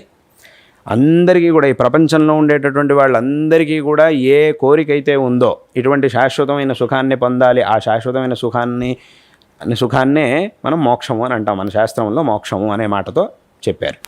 కాబట్టి ఆ శాశ్వతమైనటువంటి సుఖాన్ని పొందడానికి ఒక మార్గం అనేది ఈ ప్రపంచంలో ఉంది. ఆ మార్గం ఏమిటి అనే దాన్ని శాస్త్రములు మనకి తెలియజేస్తున్నాయి. ఆ శాస్త్రములు ఆ మార్గాన్ని సృష్టించలేదు. ఆ మార్గం ఉంది, దాన్ని శాస్త్రములు మనకి తెలియజేస్తున్నాయి. ఇప్పుడు ఒక విషయం ఉంది, ఇక్కడ ఒక వస్తువు ఉంది. ఆ వస్తువు అక్కడ ఉన్నంత మాత్రాన నాకు తెలిసిపోదు. ఆ వస్తువు ఇక్కడ ఉంది అని నాకు తెలియజేసేటటువంటి ప్రమాణం ఒకటి కావాలి. ఈ వస్తువు ఇక్కడ ఉంది, ఈ వ్యక్తి ఇక్కడ ఉన్నారు అనేటటువంటి విషయం నాకు ఎలా తెలుస్తుంది? నేను చూస్తే తెలుస్తుంది. అక్కడికి చూడాలి అని అంటే నా కంటితో నేను చూస్తే అప్పుడు నాకు ఆయన అక్కడ ఉన్నారు, ఆ వస్తువు ఇక్కడ ఉంది అనే విషయం నాకు తెలుస్తుంది. అంటే అక్కడికి ఏమైంది? నా కన్ను ఏం చేస్తోంది? కొత్తగా ఆయన్ని సృష్టించి నాకు చూపించట్లే, ఉన్నారు ఆయన్ని నాకు చూపిస్తోంది. కొత్త వస్తువులన్నింటినీ కూడా సృష్టి చేసి నా కన్ను నాకు చూపించదు. అన్ని వస్తువులు అలాగే ఉన్నాయి. అయితే ఆ ఉన్న వస్తువుని నాకు చూపించేది ఏది అని అంటే నా కన్ను. అదేవిధంగా శాస్త్రముల్లో చెప్పబడినటువంటి శ్రేయో మార్గం అనేది ఏదైతే ఉందో అది నిజంగా ఉంది. అయితే దాన్ని మనకి తెలియజేసేటటువంటి ఒక మాధ్యమం ఏమిటి అంటే అది శాస్త్రం. కాబట్టి అక్కడికి ఏమైంది అని అంటే, ఎవరికైతే ఈ శ్రేయస్సుని పొందాలి అనేటటువంటి ఆశ ఉందో వాళ్ళందరికీ కూడా దానికి కావాల్సినటువంటి మార్గం కావాలి. ఆ శ్రేయస్సుని పొందడానికి ఒక మార్గం కావాలి. ఆ మార్గాన్నే శాస్త్రములు మనకి చూపిస్తూ ఉన్నాయి. కాబట్టి మనం శాస్త్రముల్ని ఒప్పుకున్నా ఒప్పుకోకపోయినా శాస్త్రములు చూపించినటువంటి మార్గం యొక్క ఆవశ్యకత మనకుండానే ఉంది అని అయింది. అంటే ఇప్పుడు ఎందుకంటే ఇందాక చెప్పినట్టుగా ఆ శ్రేయస్సుని పొందాలి అనే ఆశ అందరికీ ఉండనే ఉంది. దాన్ని మాత్రం అందరూ ఒప్పుకోవాల్సిందే. వాడు ఆస్తికుడైనా నాస్తికుడైనా అందరికీ ఈ కోరిక ఉండనే ఉంది. ఎవరు కూడా నాకు సుఖం అక్కర్లేదు, దుఃఖం కావాలి అని ఎవరు అనరు. తప్పకుండా అందరూ నాకు సుఖమే కావాలి అని అంటారు. కాబట్టి ఈ ఆశ ఉన్నటువంటి ప్రతి మనిషికి వాళ్ళు శాస్త్రాలను ఒప్పుకున్నా ఒప్పుకోకపోయినా శాస్త్రములు చెప్పినటువంటి మార్గం యొక్క అవసరం వాళ్ళకు ఉండనే ఉంది. ఆ ఫలాన్ని కనుక వాళ్ళు పొందాలి అని అంటే శాస్త్రములు చెప్పినటువంటి మార్గంలో వెళ్ళాల్సిందే. అందుకే శాస్త్రముల్లో ఈ విషయాన్ని ఊరికే చెప్పలేదు. ఏదో ఊరికే ఈ మార్గంలో వెళ్ళిపోతే నీకు మంచిది అవుతుందని అలా ఊరికే చెప్పలేదు. చాలా చర్చించి రకరకాల యుక్తుల్ని అన్నిటినీ కూడా పెట్టుకొని దీర్ఘకాల చర్చ చేసి ఈ విషయాన్ని నిర్ణయించారు. ఇంకా అందరూ కోరుకునేటటువంటి ఆ శ్రేయస్ ఏదైతే ఉందో దాన్ని పొందడానికి ఇదొక్కటే మార్గము అనేటటువంటి విషయాల్ని శాస్త్రముల్లో అలా ఊరికే ఏదో ఒక 2 రోజులు కూర్చొని ఏదో విచారణ చేసి ముగించలేదు. చాలా విస్తారంగా దీన్ని వివరణ చేసి చర్చ చేసి ఇదే అసలైనటువంటి మార్గము అని నిర్ణయించారు. కాబట్టి అక్కడికి ఏమైంది అని అంటే, శాస్త్రముల్లో చూపించినటువంటి మార్గం అందరికీ కూడా అవసరమైనటువంటిది. ఈ విషయాన్ని అందరూ తెలుసుకోవాలి. కాబట్టి అక్కడికి ఏమైంది అని అంటే, శాస్త్రముల యొక్క గొప్పతనం అలాగే శాస్త్రముల్లో చెప్పబడినటువంటి విషయాల యొక్క జ్ఞానం అందరికీ లేదు. కాబట్టి అందరూ ఏం చేస్తున్నారు అంటే, మాకు శాస్త్రముల యొక్క అవసరం ఏముంది, మేమే తెలుసుకుంటాం, మేమేదో చేసేస్తామని అందరూ అంటూ ఉంటారు. కానీ అలా చేయడం అనేది కుదరదు. ఎందుకంటే ఈ విషయం అనేది అంత గంభీరమైనటువంటి చాలా సామాన్యమైన విషయం కాదు, ఇది చాలా గంభీరమైనటువంటి విషయం. కాబట్టి ఇటువంటి విషయాన్ని శాస్త్రములు మనకి తెలియజేస్తూ ఉన్నాయి. కాబట్టి అక్కడికి ఏమైంది అంటే, అందరూ కూడా ఈ శాస్త్రముల్లో చెప్పబడినటువంటి ఆ గొప్ప మార్గాన్ని అందరూ కూడా తెలుసుకోవాలి. శాస్త్రముల యొక్క గొప్పతనం ఏమిటి అనేదాన్ని మనం తెలుసుకోగలగాలి. కాబట్టి అక్కడికి ఏమైంది అంటే శాస్త్రం లేకపోయినా పర్వాలేదు, నేనేదో తెలుసుకుంటాను అనంటే అది తెలుసుకోవడానికి సాధ్యమయ్యే విషయం కాదు. కాబట్టి అక్కడికి శాస్త్రములు ఎందుకు వచ్చాయి, ఎందుకు అసలు శాస్త్రములు ప్రవృత్తం అయి ఉన్నాయి అని అంటే, ఏదైతే మనందరం కోరుకుంటూ ఉన్నటువంటి ఫలం ఉందో దానికి కావాల్సినటువంటి మార్గాన్ని మనకి చూపించడానికి వచ్చాయి. ఎందుకంటే ఈ మార్గాన్ని మనం కంటితో చూస్తే తెలిసేది కాదు, కంటితో చూడలేం. ఈ ధర్మాధర్మాలని వీటన్నిటిని కూడా మన కంటితో చూసే వస్తువులు కావు ఇవన్నీ కూడా. కాబట్టి దాన్ని తెలుసుకోవాలంటే ఒక సరైనటువంటి ప్రమాణం ఉండాలి. ఆ ప్రమాణమే శాస్త్రములు. కాబట్టి ఈ శాస్త్రముల యొక్క గొప్పతనం అందరికీ తెలియాలి. శాస్త్రముల యొక్క ప్రామాణ్యం, ఇందాక చెప్పినట్టుగా ఆ ప్రామాణ్యం అనేది ఏదైతే ఉందో అది అందరికీ తెలియాలి. కాబట్టి ఇక్కడ శాస్త్రముల యొక్క అవసరం అనేది ప్రతి మనిషికి కూడా తప్పకుండా ఉండనే ఉంది. తాను కోరుకున్నటువంటి శ్రేయో మార్గాన్ని, ఎందుకంటే శాస్త్రం చెప్పినటువంటి మార్గంలో వెళ్ళి శ్రేయస్సుని పొందినటువంటి వాళ్ళు చాలామంది ఉండనే ఉన్నారు. తాము ఏ కోరికనైతే కలిగి ఉన్నారో ఆ కోరిక ప్రకారం ఫలాన్ని పొందినటువంటి వాళ్ళు, మోక్షాన్ని పొందినటువంటి వాళ్ళు చాలామంది ఉండనే ఉన్నారు. కానీ శాస్త్రముల్ని వదిలేసి మోక్షాన్ని పొందినటువంటి వాళ్ళు అనంటే అలా ఎవరూ లేరు. ఏదో వాళ్ళు ప్రయత్నించి ఉండొచ్చు, ఎందుకంటే వాళ్ళకి శాస్త్రాన్ని ఒప్పుకోవాలి, శాస్త్రాలను ఒప్పుకోవాలి అని వాళ్ళకి లేదు. కాబట్టి వాళ్ళు ఏదో ఒక మార్గాన్ని అనుకొని ఈ మార్గంలో నేను వెళతాను అని అనుకుంటూ ఉండొచ్చు. కానీ అలా వెళ్ళి శ్రేయస్సుని పొందినటువంటి వాళ్ళు లేరు. కాబట్టి అక్కడికి ఏమైంది అని అంటే ఈ మార్గం అనేది మనకి చాలా అవసరమైనటువంటిది.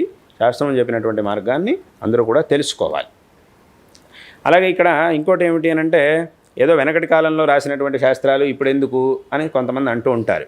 కానీ వెనకటి కాలంలో రాసినా ఇప్పటి కాలంలో రాసినా శాస్త్రములు ఏ విషయాన్ని అయితే చెప్తున్నాయో ఆ విషయాలు ఏమీ మారలేదు. ఇప్పుడు ఎన్నో వందల సంవత్సరాల క్రితం ఉన్నటువంటి వాళ్ళకు కూడా నాకు సుఖం కావాలి అనేటటువంటి ఆశ ఉండనే ఉంది, ఇవాళకి కూడా ఆశ అనేది ఉండనే ఉంది. అదేవిధంగా శాస్త్రములు ఏం చెప్తున్నాయి, ఇది ధర్మం, ఇది చెయ్యాలి, ఇది అధర్మం, దీన్ని చేయకూడదు, ఈ చేయకూడదు అని చెప్పినా కూడా నువ్వు దాన్ని చేసావు అని అంటే దాని ద్వారా నీకు దుఃఖం అనేది సంప్రాప్తిస్తుంది, దేన్ని చేయమన్నారో దాన్ని చేస్తే తద్వారా నీకు సుఖం అనేది లభిస్తుంది అని శాస్త్రములు మనకి చెప్తున్నాయి.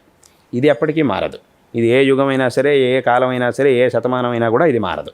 ఇప్పుడైనా మారదు, 100 ఏళ్ల క్రితం 1000 ఏళ్ల క్రితం మారదు, ఇప్పటికీ మారదు, ఇంకా భవిష్యత్తులో కూడా అది ఎప్పటికీ మారదు. అది ఎప్పుడు కూడా ఒకే రకంగా ఉంటుంది.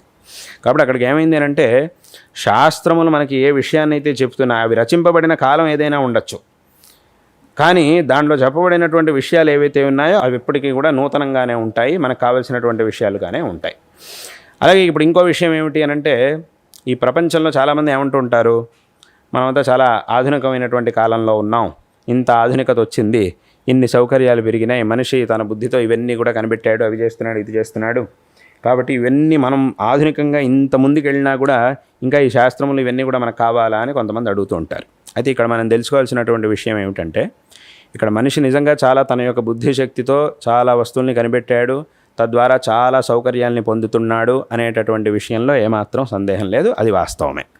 కానీ ఈ ప్రపంచంలో సౌకర్యములు పెరిగినాయి అనే మాట ఎంత వాస్తవమో, దుఃఖం ఏమీ తగ్గలేదు అనేది కూడా అంతే వాస్తవం. తప్పకుండా దీని అందరూ కూడా ఒప్పుకోవాల్సిందే. దుఃఖం ఏమాత్రం తగ్గలేదు, సుఖం కూడా ఉండనే ఉంది. ప్రపంచంలో సుఖము దుఃఖము రెండూ కూడా ఉండనే ఉన్నాయి. ఈ సుఖ దుఃఖాలు ఇప్పుడు ఉన్నాయి, 100 సంవత్సరాల క్రితం ఉన్నాయి, 1000 సంవత్సరాల క్రితం ఉన్నాయి, ఇంకా 1000 సంవత్సరాలు గడిచినా కూడా ఉండనే ఉంటాయి. అంటే అక్కడికి ఏమైంది, 100 సంవత్సరాల క్రితం కూడా చాలా సుఖంగా, ఈ సౌకర్యాలు ఏమీ లేనటువంటి కాలంలోనూ చాలా సుఖంగా ఉన్నటువంటి వాళ్ళు ఉండేవారు. అలాగే దుఃఖాన్ని అనుభవించేవాళ్ళు అప్పుడు ఉండేవాళ్ళు. ఇప్పుడు ఇన్ని సౌకర్యాల మధ్య కూడా చాలా దుఃఖాన్ని అనుభవిస్తున్నటువంటి వాళ్ళు చాలామంది ఉన్నారు, సుఖంగా ఉండేటటువంటి వాళ్ళు చాలామంది ఉన్నారు. అంటే అక్కడికి ఏమైందంటే ప్రపంచంలో ఉన్నటువంటి ఆధునికత అనేది మారినా కూడా సుఖ దుఃఖాలు మాత్రం మారలేదు.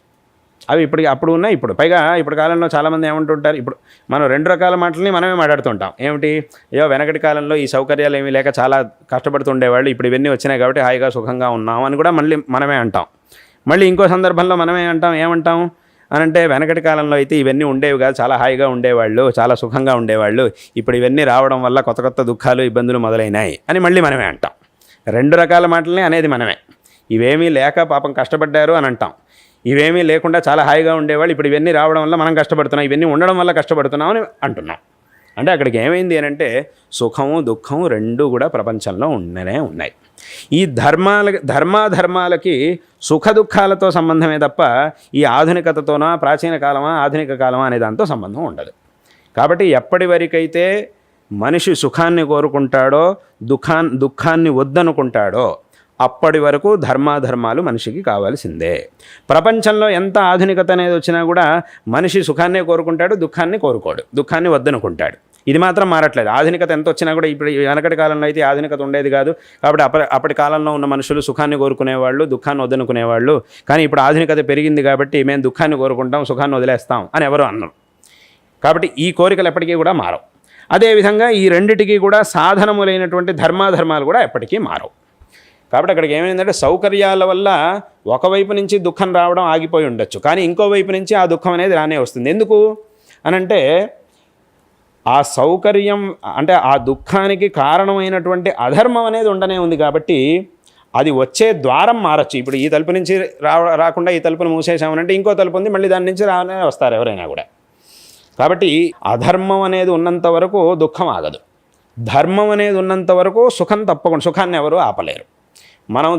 మన దగ్గర ధర్మం అనేది ఉంది అని అంటే ఎక్కడున్నా కూడా ఎన్ని కష్టాలలో ఉన్నా కూడా మనం సుఖంగా ఉండగలుగుతాం. అదే అధర్మం అనేది ఉంది అని అంటే ఎన్ని సౌకర్యాల మధ్య ఉన్నా కూడా దుఃఖాన్ని ఎవ్వరు కూడా ఆపలేరు. కాబట్టి ఈ సుఖ దుఃఖాలకి ధర్మాధర్మాలతో సంబంధమే కానీ వేరే వాటితో కాదు. ఆధునిక కాలమా సౌకర్యం ఉన్నాయా లేవా అనే దాంతో సంబంధం ఉండదు. ఇన్ని సౌకర్యాల మధ్య నుండి కూడా దుఃఖాన్ని అనుభవించే వాళ్ళు ఉన్నారు, ఏ సౌకర్యాలు లేని కాలంలో కూడా సుఖంగా ఉన్నవాళ్ళు చాలామంది ఉన్నారు. కాబట్టి అక్కడికి ఏమైంది అని అంటే ఈ సాధనాలు, ఈ భోగ్య వస్తువులు ఇవన్నీ కూడా ఏవైతే ఉన్నాయో అవి మనకి సుఖాన్ని అందించడానికి ఒక మాధ్యమాలే తప్ప మూల కారణం అది కాదు. సుఖ సాధనాలు అని లోకంలో చాలా ఉన్నాయి. ఈ సుఖ సాధనాలు సుఖానికి మూలం కావవి. సుఖానికి మూలం ఏమిటి అంటే ధర్మమే. అయితే ఆ ధర్మం మనకి సుఖాన్ని ఇవ్వాలి అని అంటే ఏదో ఒక వస్తువు ద్వారా మనకి సుఖాన్ని ఇస్తుంది. ఆ వస్తువే సుఖ సాధనం అని మనం లోకంలో అంటూ ఉంటాం. భోగ్య వస్తువులు అని వాటిలోనే మనం అంటాం. కాబట్టే ఎప్పుడైతే ధర్మం కంటే అధర్మమే ప్రబలంగా ఉంటుందో అప్పుడు ఆ సుఖ సాధనం ఉన్నా కూడా అది మనకి సుఖాన్ని ఇవ్వదు. చేతిలోనే సుఖ సాధనం ఉంది కానీ దాన్ని మనం అనుభవించలేం. ఎందుకు అలా జరుగుతుంది అని అంటే సుఖ సాధనం చేతిలో ఉన్నా కూడా దాని నుంచి సుఖాన్ని అనుభవించడానికి ధర్మం అనేది ఉండాలి, దాని వెనకాల ధర్మం అనేది ఉండాలి. కానీ అది లేదు కాబట్టి సాధనం చేతిలో ఉన్నా కూడా దాన్ని మనం అనుభవించలేకపోతున్నాం. కాబట్టి అక్కడికి ఏమైంది అని అంటే శాస్త్రములు మనకేం తెలియజేస్తున్నాయి, ఏది ధర్మం అనే విషయాన్ని శాసిస్తున్నాయి. ఈ ధర్మాధర్మాల ఫలితం ఏమిటి అని అంటే సుఖము దుఃఖం. ఆ సుఖ దుఃఖాలలో సుఖం కావాలి, దుఃఖం వద్దు అనేటటువంటి ఆ కోరిక మాత్రం మనిషికి ఉండనే ఉంటుంది. ఎప్పటికైనా అది ఉండనే ఉంటుంది, అది అలాగే ఉంటుంది, అది మాత్రం మారదు. కాబట్టి అది ఉన్నంత వరకు శాస్త్రములు చూపించినటువంటి మార్గం యొక్క అవసరం ఖచ్చితంగా మనకు ఉండనే ఉంది. ఆ కోరికలు ఉన్నటువంటి వాళ్ళు ఎవరైనా సరే వాళ్ళకి ఈ మార్గం యొక్క ఆవశ్యకత అనేది ఉండనే ఉంది. వాళ్ళకి తెలియకపోవచ్చు, శాస్త్రమే అసలైనటువంటి ప్రమాణం, దీని ద్వారా చూపించేటటువంటి మార్గం ద్వారానే మనకి శ్రేయస్సు లభిస్తుంది అనే విషయం వాళ్ళకి తెలియకపోవచ్చు. కానీ వాళ్ళు తెలుసుకోవాలి, వాళ్ళు తెలుసుకునేట్టుగా చెయ్యాలి. ఆ చేయవలసినటువంటి బాధ్యత పెద్దవాళ్ళందరికీ ఉంది. అంటే వాళ్ళకు కూడా దీని గురించి సరిగ్గా తెలిసేటట్టుగా చేసేటటువంటి బాధ్యత అది అందరికీ కూడా ఉన్నది.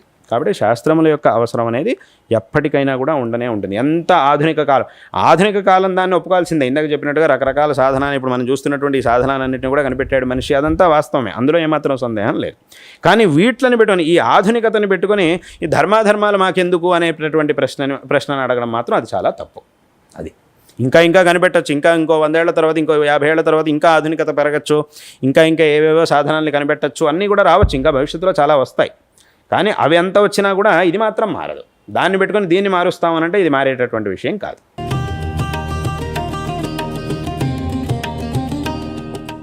గురుగారు, ఈ శాస్త్రం గురించి చాలా బాగా అర్థమైంది. అయితే ఇక్కడ వచ్చే సందేహం ఏమిటంటే ఈ ఆధునిక కాలంలో ఎవరికి వాళ్ళు వృత్తుల్లో చాలా నిమగ్నులై ఉంటున్నారు. అంటే సుమారుగా 10 గంటలు దాకా వేరే ప్రదేశంకు వెళ్ళి అక్కడే వాళ్ళు వృత్తి ఉద్యోగాలు చేసుకుంటూ మళ్ళీ ఎప్పుడో రాత్రిళ్ళు తిరిగి వచ్చి ఇలాంటి ఒక వ్యవస్థ ఉన్నప్పుడు సనాతన ధర్మాన్ని పాటించడానికి వాళ్ళకి అవకాశం ఎలాగా ఉంటుంది? ఏదైనా మీరు ఉపాయం ఇవ్వగలరని ప్రార్థిస్తున్నాను. ముఖ్యంగా యువత కూడా చదువుల్లో కూడా అలాగే ఉంటున్నారు వారు. దీనికి ఒక ఉపాయం మీరు ఇవ్వగలరని ప్రార్థిస్తున్నాను గురుగారు. అదే ఇప్పటి కాలంలో ఉన్నటువంటి విద్యా వ్యవస్థ లేకపోతే ఉద్యోగ వ్యవస్థ వీటన్నిటి నిమిత్తంగా చాలా గంటల పాటు ప్రతిరోజు చాలా గంటల పాటు దానికోసం సమయాన్ని వెచ్చించాల్సి వస్తుంది అందరికీ కూడా. ఇది అనివార్యం కాబట్టి వాటికి ఆ సమయాన్ని వెచ్చించాల్సినటువంటి అవసరం ఉన్నది. అయితే శాస్త్రం మనిషిని ధర్మాన్ని ఆచరించమని శాసించేటప్పుడు ఈ శాసనంలోనే ఇంకొక విషయాన్ని కూడా చెప్పింది శాస్త్రం. ఏమిటి అనంటే నీకున్నటువంటి శక్తి సామర్థ్యాలకి తగినట్టుగా నువ్వు చేయాలి అని చెప్పింది. ఎక్కడా కూడా శాస్త్రం మనిషిని బలవంతంగా ఈడ్చుకొచ్చి నువ్వు ఇది చేయాలి అని చెప్పదు శాస్త్రం. నీకున్నటువంటి శక్తి సామర్థ్యాల ఇప్పుడు ఒక 100 రూపాయలు ఖర్చు పెట్టి ఏదో ఒక మంచి పని చేయాల్సినటువంటి సామర్థ్యం ఉన్నవాడికి శాస్త్రం నువ్వు 100 రూపాయలు ఖర్చు పెడితే సరిపోదు, నువ్వు 1,00,000 రూపాయలు ఖర్చు పెట్టాల్సిందే అని ఎప్పుడు శాస్త్రం చెప్పదు. నువ్వు 1,00,000 రూపాయలు ఖర్చు పెడితేనే నీకు మంచి చేస్తాను లేదంటే చెయ్యను అని ఎప్పుడు శాస్త్రం చెప్పదు. ధర్మం కూడా అలా చెప్పదు. శాస్త్రం ఏం చెప్పింది అని అంటే నీకు దగ్గర ఇంతే సామర్థ్యం ఉందా, అయితే దాన్నే నువ్వు చెయ్యి, నీకు కావలసినటువంటి శ్రేయస్సుని నేను ఇస్తాను అని ధర్మం అని శాస్త్రం మనకి చెప్పింది. అందుకే స్వయంగా భగవద్గీతలో కృష్ణ పరమాత్మ ఏం చెప్పాడు? పత్రం పుష్పం ఫలంతోయం యోమే భక్త్యా ప్రయచ్చతి తదహం భక్త్యుపహృతం అశ్నామి ప్రయతాత్మనః అని అన్నాడు. అంటే ఏమిటి? నువ్వేదో నాకు లక్షలు కోట్లు కిలోలు బంగారాలన్నీ సమర్పించాల్సిన అవసరం లేదు. అంటే ఆ సామర్థ్యం ఉంటే నీ ఇష్టం, సమర్పించు, పర్వాలేదు. కానీ ఆ సామర్థ్యం కనుక నీకు లేదు అనంటే ఆ సామర్థ్యం ఉన్న వ్యక్తిని చూసి అయ్యో ఆయన ఎంత చేస్తున్నాడే నేను అంత చేయలేకపోతున్నానే అని నువ్వు అస్సలు అనుకోవాల్సిన అవసరం లేదు. ఆ సామర్థ్యం ఉన్నటువంటి వ్యక్తితో నువ్వు పోల్చుకోవాల్సిన అవసరం లేదు. ఎవరికైతే సామర్థ్యం ఉందో ఆయన ఆ పని చేస్తాడు, ఆ వ్యక్తి ఆ పని చేస్తాడు. కానీ నీకు ఆ సామర్థ్యం లేదా, దేవస్థానానికి వెళ్ళేటప్పుడు దారిలోనో ఎక్కడో ఒక చోట ఏదో ఒక తులసి మొక్క ఉండనే ఉంటుంది, అసలు మీ ఇంట్లోనే ఒక తులసి మొక్క ఉంటుంది, దాని నుంచి ఒక తులసి దళాన్ని తీసుకొచ్చి సమర్పించు. పత్రం అంటే తులసి పత్రం అని అర్థం. దాన్ని తీసుకొచ్చి నాకు తులసి పత్రం, భగవంతుడు పూజకు ఉపయోగించేటటువంటి పత్రాలు, తులసి పత్రం, బిల్వపత్రం, ఇవేవైనా కూడా పూజకు ఉపయోగించేటటువంటి పత్రాలు, దాన్ని తీసుకొచ్చి సమర్పించావా చాలు, దాన్నే నేను చాలా సంతోషంగా స్వీకరిస్తాను. తదహం భక్త్యుపహృతం, భక్తితో నువ్వు దాన్ని సమర్పిస్తే దాన్నే నేను తీసుకుంటాను, నీకు అనుగ్రహం చేస్తాను అని భగవంతుడు అన్నాడు. పత్రం పుష్పం ఫలం తోయం, మిగతావన్నీ కూడా ఇంతే.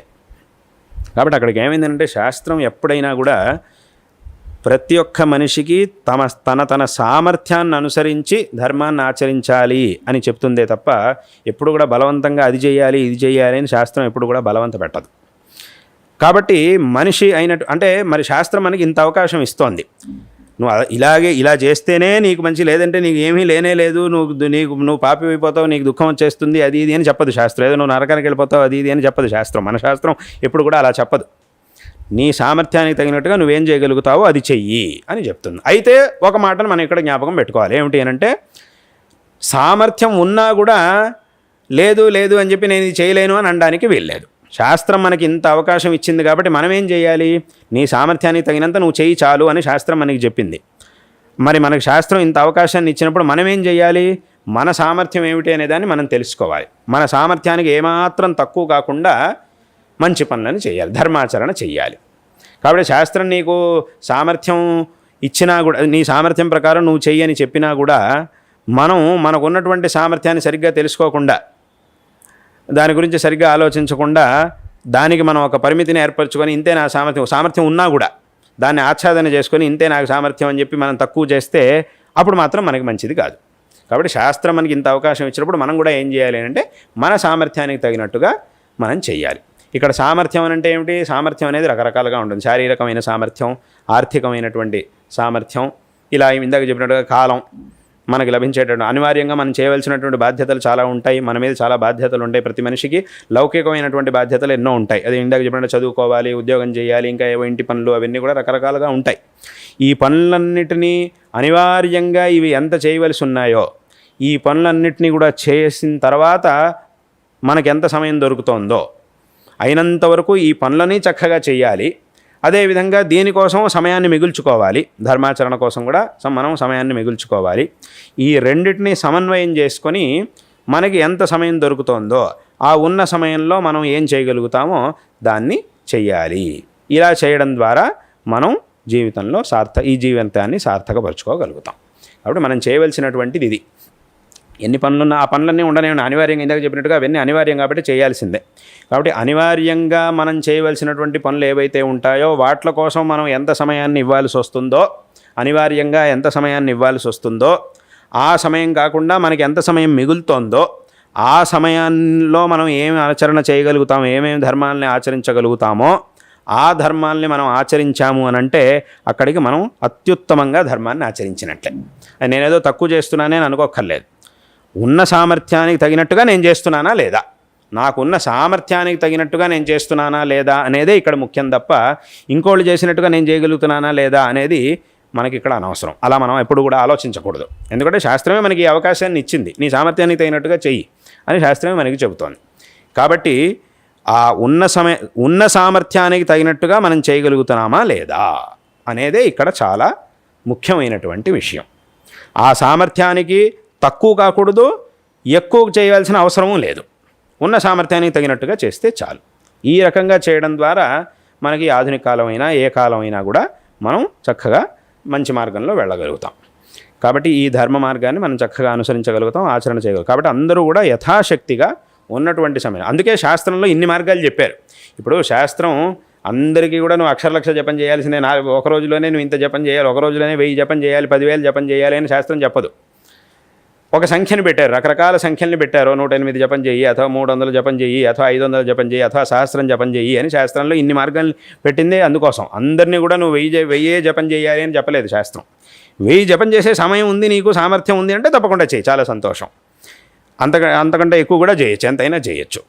కానీ ఇంతైనా చెయ్యాలి అని శాస్త్రం చెప్పింది. ఇప్పుడు 108 జపం చేయాలి, ఏదో మంత్రమో నామో 108 జపం చేయాలి అని అంటే దానికి ఎంతసేపు పడుతుంది? 5 నిమిషాలు అథవా 10 నిమిషాలు, మహా అంటే 15 నిమిషాలు, అంతకంటే ఎక్కువేం పట్టదు. 15 నిమిషాలు కూడా నాకు సమయం లేదు అని మాత్రం ఎవరు అనలేరుగా లోకంలో. కాబట్టి శాస్త్రంలో చెప్పినటువంటి పక్షాలన్నింటిలోనూ అన్నిటికంటే కనిష్టమైనటువంటి పక్షం ఇది. కనీసం ఒక 108 అయినా చెయ్యి అని చెప్పింది శాస్త్రం. 108 చేయడానికి ఎంతసేపు పడుతుంది? 10 నుంచి 15 నిమిషాలు, అంతకంటే ఎక్కువ అవసరమే లేదు. అంతకంటే ఎక్కువ చేస్తున్నారు అని అంటే సరిగ్గా చేయట్లేదని అర్థం. ఎందుకంటే అవసరం లేదు కాబట్టి. ఒక మనిషి 108 చేయడానికి 20 నిమిషాలు 10 అరగంట తీసుకుంటున్నాడు అని అంటే ఇక్కడ ఏదో తేడా ఉంది అని అర్థం. కాబట్టి అంతకంటే ఎక్కువ అవసరం లేదు. కాబట్టి ఉన్నటువంటిది ఎంత నువ్వు చేయగలవో అంత చెయ్యి అనే శాస్త్రం చెప్పింది. అందుకోసమే ఇన్ని రకాలుగా ధర్మాచరణని చెప్పిందే అందుకోసమే శాస్త్రం. కాబట్టి సామర్థ్యానికి తగినట్టుగా అందరూ కూడా ధర్మాచరణ చేయాలి. ఇప్పుడు ఉన్నటువంటి ఆధునిక కాలంలో కూడా అందరూ కూడా తప్పకుండా ధర్మాచరణ చెయ్యాలి సామర్థ్యానికి తగినట్టుగా. తద్వారానే మనకి శ్రేయస్సుని పొందడానికి ఒక మార్గం అనేది లభిస్తుంది.